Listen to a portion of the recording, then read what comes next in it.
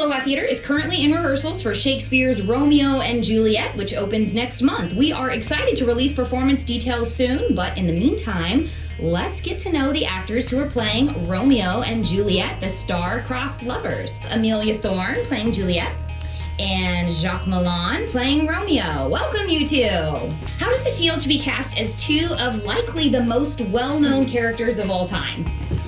It's crazy because, it's Shakespeare, right? So, one of the most famous plays ever done. It's done all the time, and now here I am as Romeo. It's mind-boggling.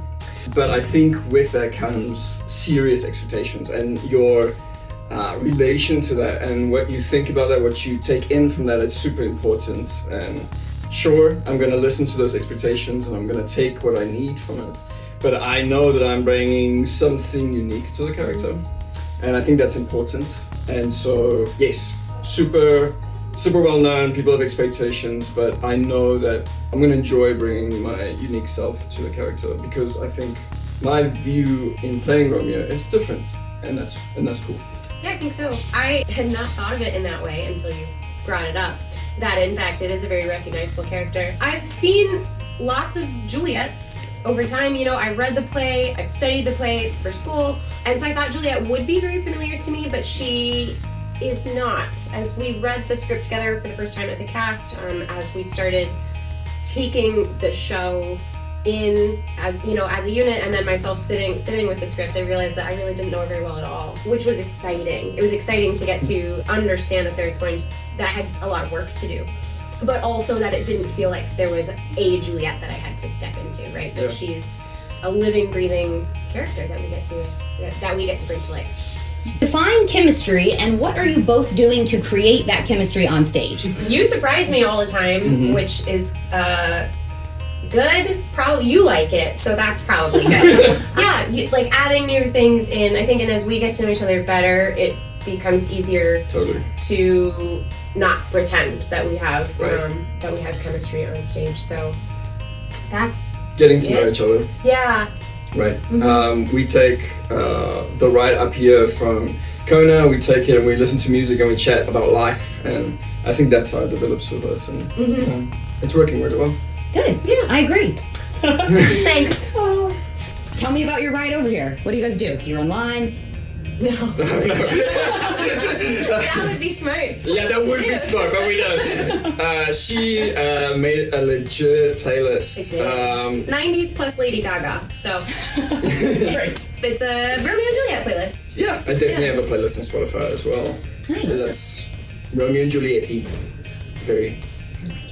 Yeah.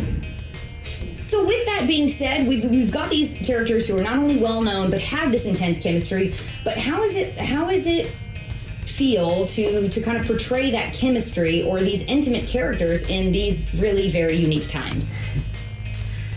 It can be frustrating because the script is very specific in the type of physical intimacy that we're supposed to have. So there's a lot of frustrating, like getting to a spot and I'm like, how are we doing this again? Because it's not, we're not able to do it entirely the way that it's written. But I think that's made us push ourselves a little bit. We can't lean on all of those things, just the physical aspects of it. So we've had to get creative. We've had to, I think, work harder probably to appear intimate on stage. Cool. In what ways would you say that you are like your characters? And then in what ways do you feel that you're quite different? Romeo is just so very opposite from me, and that's You are Romeo, what are you talking about? It's so uncomfortable to me, and I think that's why when Courtney, our director, called me and said, hey, would like to be Romeo? I was like, because I auditioned for T-Ball, I'm always into the dark characters, never done anything like this.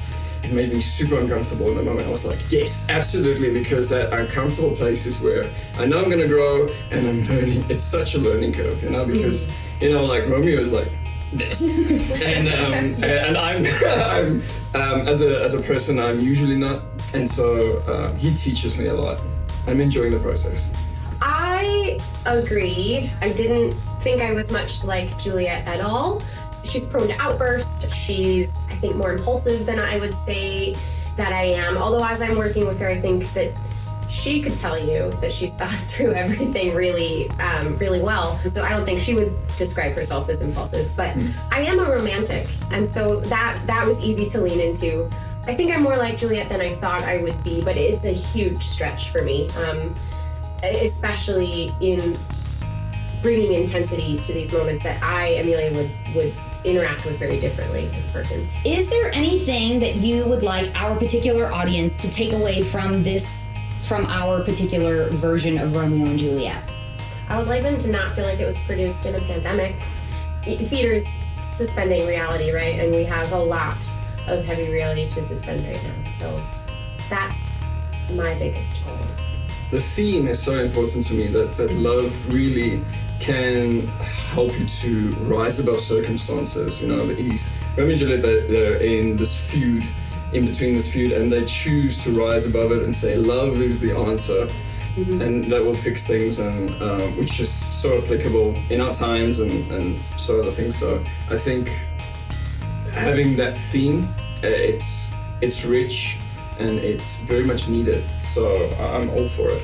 That was a better answer than mine. And last question, I asked you this once in rehearsal. Do you believe in love at first sight? Yes.